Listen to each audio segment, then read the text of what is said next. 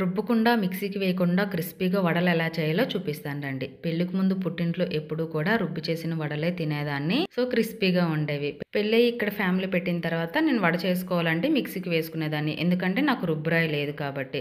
మిక్సీకి వేసుకుంటే గట్టిగా వచ్చాయి. పోనీ క్రిస్పీగా ఉండడానికి ఒక 1 or 2 స్పూన్స్ సూజీ రవ్వ యాడ్ చేసుకుని ఒక 5 minutes తర్వాత గట్టిగా అయిపోయాయి. ఇలా కాదని అమ్మని అడిగితే అమ్మ నాకు ఒక టిప్ చెప్పింది. రోట్లో వేసుకొని ఇలా దంచుకో, క్వాంటిటీ తక్కువే కదా, రుబ్బితే ఎలా అయితే వస్తాయో అలాగే క్రిస్పీగా చాలా బాగుంటాయని చెప్పింది. అప్పటి నుంచి ఇప్పటి వరకు 5 years అవుతుంది. ఇప్పటికీ నేను ఇలానే చేసుకుంటాను. మేము 4 members ఈజీగా చేసుకోవచ్చండి. ఎక్కువ టైం కూడా పట్టదు. మిక్సీలో వేసుకుంటే 2 minutes, రోట్లో దంచుకుంటే 5 minutes. లేని దాని గురించి ఆలోచించి ఆగిపోయేదానికంటే మనకున్న వాటితోటి నచ్చినట్టు చేసుకొని తింటే హ్యాపీనెస్సే వేరు కదా. ఇక్కడ నేను అలసందలు మినపప్పు 2 కలిపి చేస్తున్నాను. ఈ రెండిటి కాంబినేషన్ చాలా బాగుంటాయి. ట్రై చేయండి. క్రిస్పీగా టేస్టీగా ఉంటాయి. చట్నీ లేకపోయినా తినేయచ్చు. వీడియో నచ్చితే ప్లీజ్ సబ్స్క్రైబ్.